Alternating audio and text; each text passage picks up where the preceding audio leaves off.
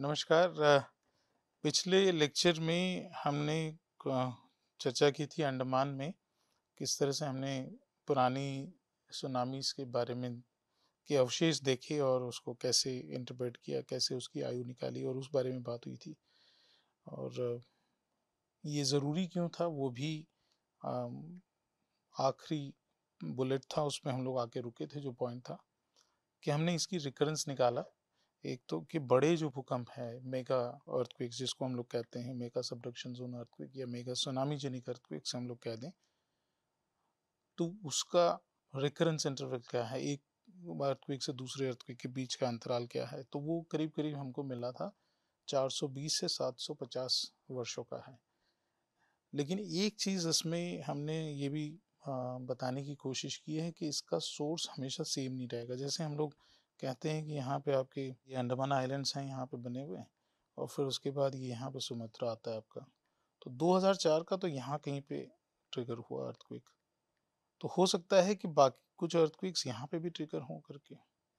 तो ये अलग अलग सोर्स की बात कह रहे हैं हम लोग कि ये सोर्स एक है, यहाँ पे है, ये अलग है, ये सोर्स अलग है। हालांकि ये पूरा एरिया जो है वो सबडक्शन जोन ही है, लेकिन कहाँ से मैक्सिमम एनर्जी निकलेगी या तो रिलीज होगी और कहाँ से स्टार्ट होगा रप्चर, वो इम्पोर्टेंट था एक। तो उसके बेसिस पे हमने ये भी देखा कि कुछ जो अर्थक्वेक हैं वो जाइंट अर्थक्वेक्स थे। इसमें जो सुनामी डिपॉजिट्स हमको मिली उसके बेसिस पे, तो उसमें से एक अर्थक्वेक था, जैसे मैंने कहा था कि कुछ हमने क्लासीफाई किए हैं कि ट्रांस ओशनिक सुनामी कितने अर्थक्वेक्स ने ट्रिगर की, और बाकी जो छोटी सुनामीज थी वो कितने अर्थक्वेक ने, और मैग्नीट्यूड भी उसका अर्थक्वेक का कम था करके। तो 1300 और 1400 वाली जो सुनामी थी वो कंपैरेबल आपका जो है वो 2004 से है करके। और बाकी जो सुनामीज थी जो हमने देखी वो छोटे अर्थक्वेक की हैं, लेकिन then also this are large earthquakes, large magnitude earthquakes, about 7.5 to 8 का है मैग्नीट्यूड होगा इसका। लेकिन ये वाला जो है 1300 वाला, ये 9 के आसपास का इसका मैग्नीट्यूड रहा होगा। तो ये इम्पॉर्टेंट है इसलिए कि हमारे पास जो है ऑनगोइंग एंड प्रपोज्ड साइट्स हैं न्यूक्लियर पावर प्लांट्स की, जो कि आपकी ईस्ट कोस्ट, जो हम लोग मेनलैंड कहते हैं हमेशा, मेनलैंड इंडिया, तो ईस्ट कोस्ट पे काफ़ी प्रोजेक्ट्स जो हैं वो हैं यहाँ पे। तो ये जानना ज़रूरी है कि इससे हमारी वेव्स कितनी जनरेट होगी इस सुनामी से, इस टाइप की सुनामी से। इसको सिमुलेट करना चाहिए और किया भी है कुछ हद तक। और ये क्या, ये जितने भी पावर प्लांट्स हैं, न्यूक्लियर पावर प्लांट्स, इनको अफेक्ट करेगा कि नहीं करेगा। और ये ज़रूरी इसलिए हो जाता है क्योंकि हादसे से हम सीखते हैं, और ये हादसा हुआ था 2011 का, तोहोकू का। सो 2011 का जो तोहोकू का अर्थक्वेक था, उसने फुकुशिमा न्यूक्लियर पावर प्लांट का जो रिएक्टर था उसको अफेक्ट किया था, और उसकी वजह से काफ़ी प्रॉब्लम्स हुई वहाँ पे। तो इसी तरह की प्रॉब्लम्स हमारे यहाँ पे, हमारे देश में ना हो, इसलिए ये सब स्टडीज़ जो हैं वो बहुत ज़रूरी है। Basically we are trying to minimize the hazard, जो हम लोग कहते हैं जियोलॉजिकल हैजार्ड है, उसको कम करते हैं। अब थोड़ा सा आगे इसमें चलते हैं, और भी एक स्टडीज़ हम लोग अभी करने वाले हैं, और वो हैं कोरल्स को लेके। जैसे हमने कहा, बताया था कि जो इसका वेस्ट कोस्ट था वो अपलिफ्ट हुआ था, और इसमें मोटा मोटा जो अपलिफ्ट था वो 1.1 से लेके 1.3 मीटर का अपलिफ्ट यहाँ पे देखा गया था। और ये इस एरिया में पूरा सब्सिडेंस था करके, जो ईस्ट कोस्ट था वहाँ पे। तो इसके तो एविडेंस हमने देखे, इसके कुछ सिग्नेचर्स भी आपको दिखाए हमने करके। तो ये लैंडसेट इमेज है जो कि दिखाता है कि 2004 का जो अर्थक्वेक आया उसमें ये जो वाइटिश पार्ट आपको यहाँ पे दिख रहा है, ये कोरल रीफ्स हैं सारी। तो ये ऊपर आ गई आपकी, और इसका भी कुछ हिस्सा जो है वेस्ट कोस्ट था, ये नॉर्थ इंटरव्यू आइलैंड है, इसका भी वेस्ट कोस्ट का हिस्सा जो है वो ऊपर आ गया करके। तो एक्सपोज हुए हैं ये सरफेसेस। और इसी तरह से मैंने एक आपको एरियल फोटोग्राफ दिखाया था वेस्ट कोस्ट के अलॉन्ग, जो हमने देखा कि पहले पानी अंदर तक जाता था लेकिन अभी काफ़ी दूर तक रुक जाता है करके। तो ये पहले का फोटोग्राफ है इसका, और ये बाद वाला है, मतलब ये बिफोर एंड आफ्टर अर्थक्वेक। तो इसमें क्लियर दिख रहा है कि ये पोर्शन जो था ये पूरा इमर्ज हुआ है, ये ऊपर आया है पूरा करके। इसी तरह से नॉर्थ रीफ वाला भी ये पार्ट जो आप देखेंगे, ये पहले पानी में था, इसीलिए थोड़ा सा डल नज़र आ रहा है, धुंधला नज़र आ रहा है, लेकिन यहाँ पे ये काफ़ी शार्प नज़र आ रहा है। तो ये अपलिफ्ट की वजह से है करके। और यहाँ पे इसी को भी आप कंपेयर कर सकते हैं, ये वाला पार्ट जो है ये धुंधला है क्योंकि गहराई में था, लेकिन ये अपलिफ्ट की वजह से ये ऊपर आया करके। तो ये जो लैंड लेवल चेंज हुआ ये काफ़ी प्रोमिनेंट था। तो हम लोगों ने कोरल्स में भी हम लोग देख सकते हैं कि किस तरह से आपके अवशेष प्रिजर्व रहते हैं, सिग्नेचर प्रिजर्व रहती हैं करके। ये एक जगह थी ऑस्टिन स्ट्रेट करके है, ये माया बंदर करके जगह है नॉर्दर्न अंडमान के पास, ये जो रेड डॉट से बताया गया। यहाँ पे ये देखा गया था कि अमूमन इसका जो करीब करीब 1 से 1.25 मीटर के आसपास इसका अपलिफ्ट है, और मिनिमम जो था वो करीब 50 सेंटीमीटर के आसपास था करके। तो ये जो आप देख रहे हैं ये आपके शेल्स हैं, और ये ऑर्गेनिजम्स जो हैं ये पानी के अंदर ही रहते हैं, ये पानी के बाहर आएंगे तो मर जाएंगे करके। तो ये इवन लो टाइड में भी आपका जो है पानी के अंदर ही रहेगा। तो ये चीज़ें क्लियर इंडिकेट कर रही थी कि ये जो एक्सपोज हो गया है, ये एक्सपोज होने का कारण आपका अपलिफ्ट है, उस एरिया को अपलिफ्ट हुआ। सी लेवल तो आपका सेम रहा, ये सी लेवल है आपका, तो ये अपलिफ्ट के कारण आपका हुआ है करके। सो ये ऑयस्टर सेल्स भी हम इसको कहते हैं, तो ये पानी में ही रहते हैं। इसी तरह से कोरल्स जो हैं वो भी पानी के बाहर नहीं आते हैं। हाईएस्ट वाटर लेवल, या तो हम लोग कह रहे हैं कि इवन लो टाइड भी होगा तो लो टाइड में थोड़ा पानी से बाहर रहेंगे, नहीं तो अमूमन ये लोग, ये जो हैं कोरल्स भी हैं वो पानी में ही पनपते हैं, उसी में वो मतलब जिंदा रहते हैं, नहीं तो मर जाएंगे वो करके। तो इसी तरह से हमने इसमें इंटरव्यू आइलैंड और नॉर्थ रीफ आइलैंड में सर्वे किया, और ये देखा कि ये एरिया भी बहुत ही क्लियर इंडिकेशंस थे कि ये एरिया जो है अपलिफ्ट हुआ है, और एक करीब करीब 1.8 मीटर के आसपास का अपलिफ्ट था करके। अब सिग्नेचर जो कोरल्स में है वो कैसे देखेंगे करके, एक तो इसका काफ़ी सिंपल वे ऑफ अंडरस्टैंडिंग है कि जो कोरल ग्रो करता है वो आपका हायर लेवल ऑफ सर्वाइवल हम लोग कहते हैं इसको, जो कि पानी के सबसे ऊपर का स्तर रहता है, जो हायर हाई टाइड भी रही है हम लोग कह लें करके, तो ये ऊपर की तरफ ग्रो करना शुरू करेगा, वर्टिकली आप जाएगा ये करके, और इसके साथ साथ ये लैटरली भी ग्रो करेगा करके। तो जैसे एक रिंग ये बनी आपकी, तो ये, और दूसरी रिंग जो है ये चौड़ाई में बाहर भी जा रही है और ऊपर भी जा रही है, तो इसी तरह से ये बनना शुरू होगा करके, ये कोरल बनेगा।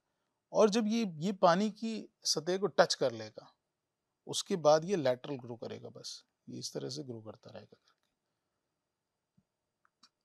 तो वो ये चीज़ दिखाइए कि इसका जो सी लेवल है वहाँ तक वो जाएगा, और उसके बाद ये फ्लैट जो है वो ग्रो करना शुरू करेगा। अब तो नेक्स्ट जो होगा वो आपका रिंग ये बनेगी, और ये इस तरह से ग्रो करता जाएगा। तो ये कोरल माइक्रो अटॉल्स हम लोग कहते हैं। कोरल माइक्रो अटॉल्स जो हैं वो काफ़ी सेंसिटिव होते हैं। अगर पानी का फ्लक्चुएशन हुआ उसमें, तो पानी का फ्लक्चुएशन में दो कारण हैं आपके। तो एक तो ये आपका सी लेवल चेंज है। अब सी लेवल चेंज जो है एक कारण हो सकता है आपका क्लाइमेट। क्लाइमेट चेंज हुआ, जैसे हम लोग कहते हैं कि जो ग्लेशियल इंटरग्लेशियल पीरियड है जिसमें ग्लेशियर जो पिघलते हैं तो वो पानी अधिक जो है वो लेके आएंगे समुद्र की ओर, तो वो जो है पानी कम होगा क्योंकि ग्लेशियर बनना शुरू होंगे, ग्लेशियर ज़्यादा आपके पर्वतों पे रहेंगे तो पानी कम होगा इसमें। लेकिन जो इंटरग्लेशियल है, जो कि हम लोग इसको कोल्ड, और इसको हम लोग कहते हैं इंटरग्लेशियर को, ये वार्म फेजेस हैं आपके। तो वार्म में जो है पानी, जो ग्लेशियर पिघलेंगे और पानी अधिकतर जो आपका ओशन में आएगा, तो बाढ़ भी आएंगी, ये सब होगा करके। तो ये इंटरग्लेशियल, अभी हम लोग इंटरग्लेशियल में हैं करके।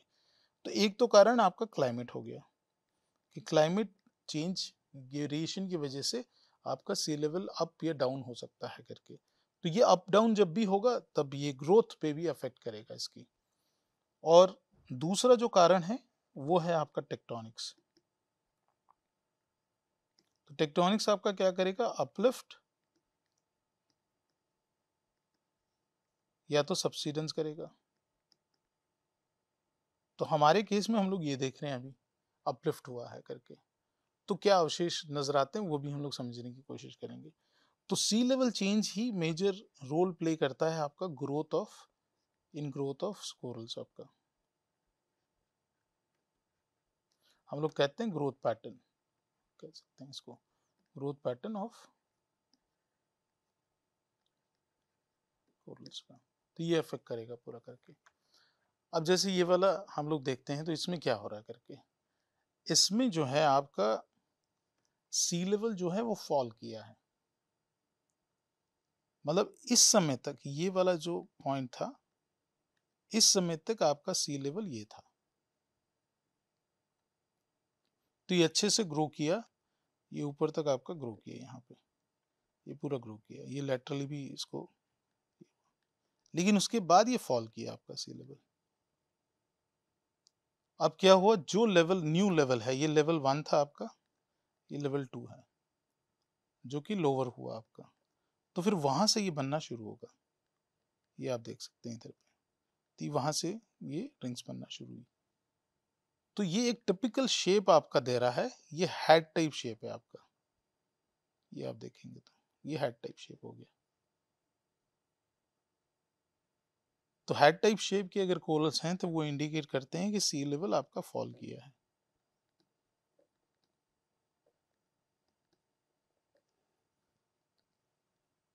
तो ये सडन भी हो सकता है और ग्रेजुअल भी हो सकता है। सडन होगा तो हमको पूरा क्लियरली एक ट्रांजिशन फेज दिखेगा, मतलब धीरे धीरे यहाँ पे बनना शुरू होंगे, फिर ये डाई आउट होगा। लेकिन अगर तुरंत हुआ है, टेक्टोनिक है, tectonic always is sudden change. Okay, so tectonic subsidence हुआ इसका, या तो हम लोग कह सकते हैं, लेकिन इसमें जो है अपलिफ्ट होगा क्योंकि सी लेवल फॉल कर रहा है, तो टेक्टोनिक अपलिफ्ट हुआ आपका करके, तो वो वाला जो पोर्शन है ऊपर वाला वो मर जाएगा करके, क्योंकि ये पोर्शन जो है ये इसका एक्सपोज हो गया।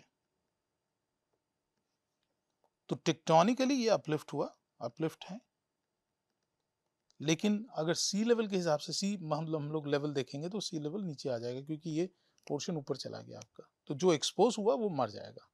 तो एक्सपोज पोर्शन विल डाई। तो ये आपका खत्म हुआ। अब एक और देखते हैं इसमें, ये वाला जो है, अब इसमें क्या हो रहा है, इसमें आपका लेवल जो है वो पानी का ऊपर गया,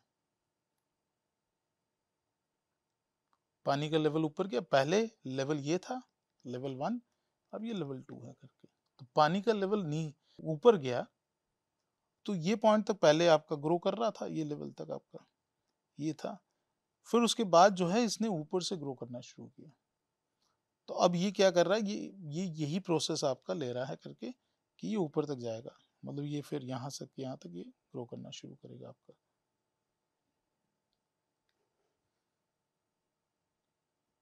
तो इसमें पानी जो है, पानी का स्तर बढ़ गया, दैट मीन्स यहाँ पे आपका सब्सिडेंस हुआ है।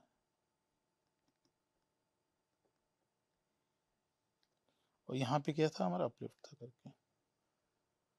सो ये वाला जो शेप बन रहा है इसको हम लोग कहते हैं सॉसर शेप, कप शेप कह सकते हैं हम लोग। ये फीचर्स हमको देख के हम लोग इससे पता लगा सकते हैं कि क्या हुआ है करके। सो ये एब्रप्ट चेंज जो है डी वाला है वो आपका सब्सिडेंस दिखा रहा है, जो ये सी वाला है वो आपका अपलिफ्ट दिखा रहा है करके।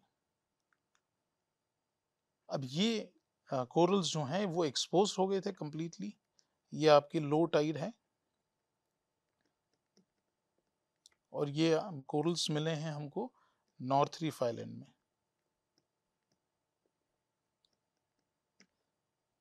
तो इसका अगर शेप हम लोग देखते हैं तो ये आपका यहाँ से है, ये जा रहा है ऐसे, और यहाँ से आपका ये है, और बीच में जो है आपका ये फ्लैट है। तो ये हमारा जो बन रहा है ये कप शेप है आपका। तो इसमें ये कह रहे हैं कि जो इससे पहले वाला इवेंट आया था उसमें ये एरिया जो है ये सबसाइड किया है।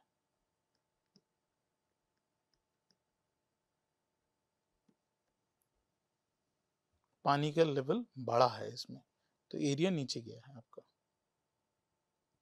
अब क्या होगा, क्योंकि पानी का लेवल जो है ये पानी में एक्सपोज हो गए, तो जितना पानी रहेगा यहाँ पे, मान लो कि यहाँ तक का पानी रहता है, तब ये यहाँ से ग्रो करना शुरू करेगा और इस तरफ भी यहाँ से ग्रो करना शुरू करेगा।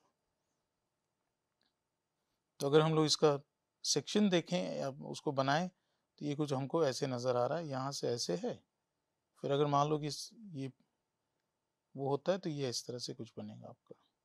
तो दोनों आपके यहाँ पे शेप आपको मिलेंगे इसके।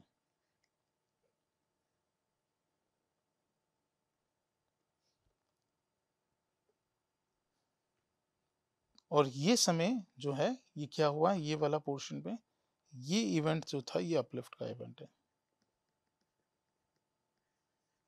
और ये 2004 का करके। जो ओल्डर इवेंट था आपका वो सबसिडेंस का था। तो इस तरह के ऑब्जर्वेशंस हम लोग लेके चलते हैं ताकि हमको ये पता रहे कि क्या अंतराल जो रहा, क्योंकि इसको अगर इसकी आयु निकालेंगे तो हमको पता लग जाएगा कि कब का इवेंट है करके। तो ये चीज़ें हम लोग लेके चलेंगे और कितना बड़ा अर्थक्वेक था करके वो भी एक आप अंदाज़ा लगा सकते हैं करके। तो ये अपलिफ्ट है अगर, तो ये आपका एंड जेंटल सबसिडेंस जो है वो तो आपको ये शेप बनाएगा करके। ये भी कोरल काफ़ी बड़ा कोरल था, करीब ये 2.5 से 3 मीटर का उसका जो शेप है, तो काफ़ी समय से ये ग्रो कर रहा है करके। तो वो चीज़ें भी हम लोग इससे पता लगा सकते हैं करके। तो ये वही है, अगर कोरल ग्रो कर रहा है तो लो टाइडल लेवल में आपका ग्रो करेगा, ये उससे ऊपर जाएगा तो वो मर जाएगा करके। So once at low tide level coral can only grow sideways. अगर वो लेवल आपका चेंज नहीं होगा, वाटर लेवल उतना ही रहेगा, तो वो साइडवेज ग्रो करना शुरू कर देगा, जैसे ये जब तक ये सत्य तक नहीं पहुंचेगा। तो ये इसका फाइनल मैक्सिमम लेवल है, या तो लो टाइड का लेवल है जिसमें वो हमेशा रहता है करके। तो वहां तक वो ग्रो करेगा, उसके बाद वो चेंज होगा, क्योंकि लो टाइड का लेवल आपका बहुत कम समय, जब लोअर लो टाइड होती है, तो हम फुल मून की बात करते हैं, इसी तरह से लोअर लो टाइड उसमें एसोसिएट रहती है, तब आपका ये पानी से बाहर आएगा थोड़ा, लेकिन हमेशा अमूमन ये पानी के अंदर ही रहेगा। लेकिन इस लेवल तक जाएगा, इस लेवल तक आपका ग्रो करेगा, फिर वो साइडवेज ग्रो करना शुरू कर देगा आपको, जो हमने पहली आगे वाली स्लाइड्स में भी देखा। अब now when the island sinks, okay, तो आइलैंड सबसाइड कर रहा है, तो पानी ऊपर इसमें बढ़ रहा है करके, तब ये आपका ये शेप आपका बनाना शुरू करेगा, जो हमने पहले भी देखा। तो इट विल ग्रो अपवर्ड, ये वाला ग्रोथ शुरू हो जाएगा करके, जब लैंड नीचे जा रहा है आपका करके, क्योंकि पहले ये यहाँ तक था, अब पानी का स्तर यहाँ आ गया है करके, तो एरिया नीचे गया है आपका, सबसाइड गया है करके। इसी तरह से आपका even the island pops up, तो ये साइड में ग्रो करना शुरू कर देगा। यही चीज़ मैं वो जो अंडमान वाला जो हम लोग देख रहे थे नॉर्थ रीफ का, ये एग्जैक्टली वही शेप आपका बन रहा है करके। तो ऊपर तो ये है, अब ये ग्रो करना ऐसे शुरू करेगा इसके अलोंग करके, यहाँ पे ये ग्रो करना शुरू करेगा, क्योंकि उसका नया लेवल है, न्यू लेवल आपका, ये न्यू है, ये ओल्ड है आपका, न्यू लेवल आपका ये है। तो ये एरिया जो है ये पॉपअप हुआ है, मतलब अपलिफ्ट हुआ है यहाँ पे। तो इसी तरह से हमने जो नील आइलैंड है और नॉर्थ रीफ आइलैंड है और आपका इंटरव्यू आइलैंड है, वहाँ पे काफ़ी इस तरह की टेरेसेस मार्क की, जो सरफेसेस मार्क की, जो ओल्डर कोरल्स को इंडिकेट कर रहा था, वो वाटर लेवल इंडिकेट कर रहा था आपका सी लेवल का। और ये देखा गया कि ये एरिया जो है ये पीरियोडिकली हर अर्थक्वेक में डिफरेंटली बिहेव करता है, लेकिन ये अपलिफ्ट हो रहा है ओवरऑल, ये इसका अपलिफ्टमेंट है करके। तो ये चीज़ें हमने पूरा मेजरमेंट किया कि 2004 के पहले, क्योंकि 2004 में ये करीब 1.25 मीटर के आसपास ये एरिया पूरा अपलिफ्ट हुआ था करके। तो उसके बेसिस पे इसको अमाउंट ऑफ अपलिफ्ट निकाला गया, जो कि हमने हमारे हिसाब से ये करीब 1.3 मीटर्स का था, या तो आप ले लो इसको 130 सेंटीमीटर का है करके। अब थोड़ा सा मैं कुछ हमारे पास स्लाइड्स हैं, प्रेजेंटेशंस हैं, और ये तोहोकू अर्थक्वेक जो आया था 2011 का। तो हमारी कोलैबोरेटर हैं professor Kinji Satake, earthquake research institute Tokyo से हैं, यूनिवर्सिटी ऑफ टोक्यो में। तो ये वहाँ पे एक पूरी रिसर्च लैब है और हम कह सकते हैं इंस्टीट्यूट है जो कि पूरा डेडिकेटेड है आपका अर्थक्वेक्स और सुनामीज पे।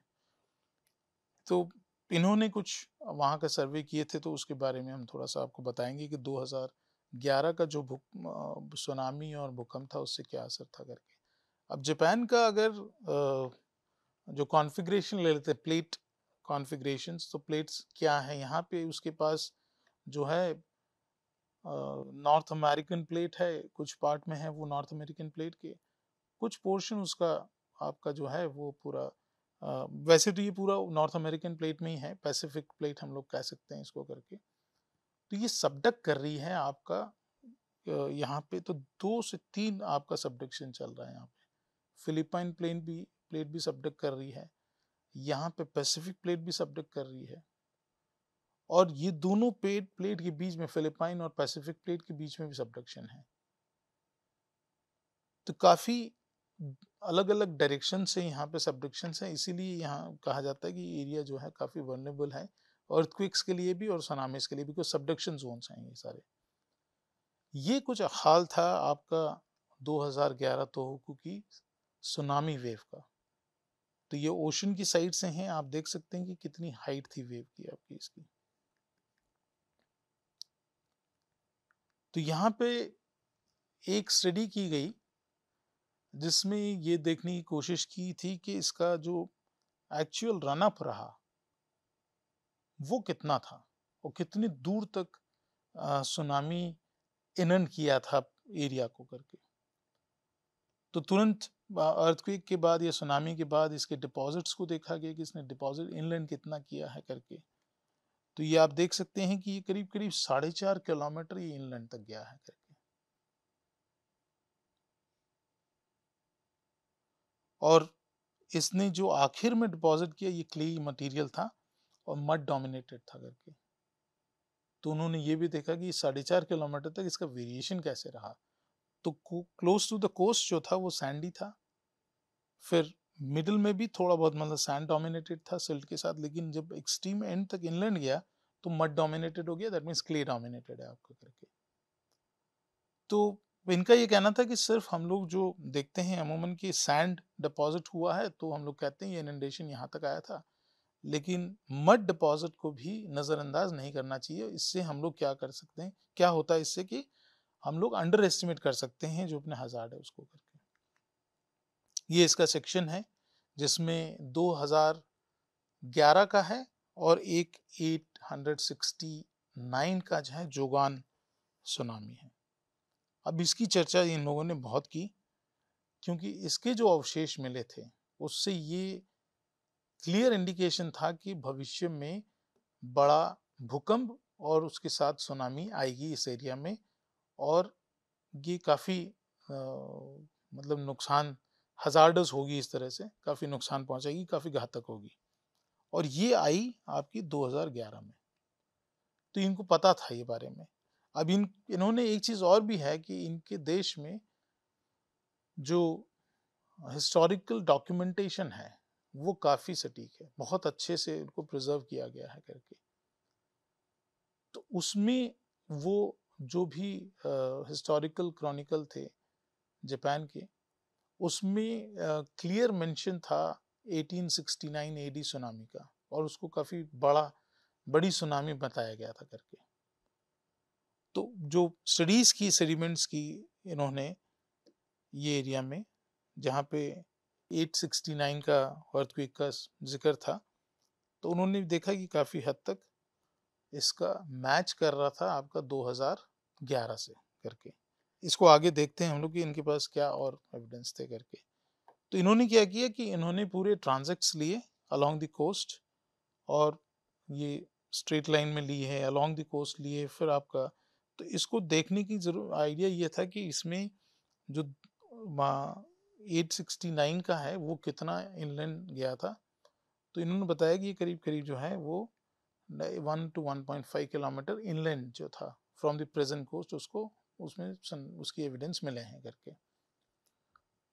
अब tsunami deposit is distributed at least 1.5 kilometre in past coastline, ये भी एक उनका वो था कि काफ़ी इनलैंड तक गया है। तो प्रेजेंट में प्रेजेंट शोर लाइन ये है, लेकिन पास शोर लाइन से भी आपका कोस्टल वो उतना दिख गया। तो थोड़ा सा, क्योंकि हमेशा कोस्टल कॉन्फ़िगरेशन चेंज होता रहता करके, इसके बारे में हम लोग ज़्यादा बात नहीं करेंगे क्योंकि ये काफ़ी टेक्निकल बातें हैं इसमें करके।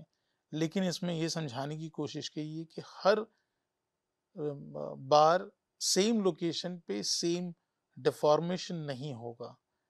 कभी अगर अर्थक्वेक यहाँ ट्रिगर कर रहा है इस पोर्शन में जो कि सबडक्शन उनके टिप पे है, तो ये पोर्शन अपलिफ्ट होगा आपका, ये अप जाएगा, लेकिन इसका बैक वाला पोर्शन जो ब्लू लाइन से दिखाया इसको डाउन होगा करके।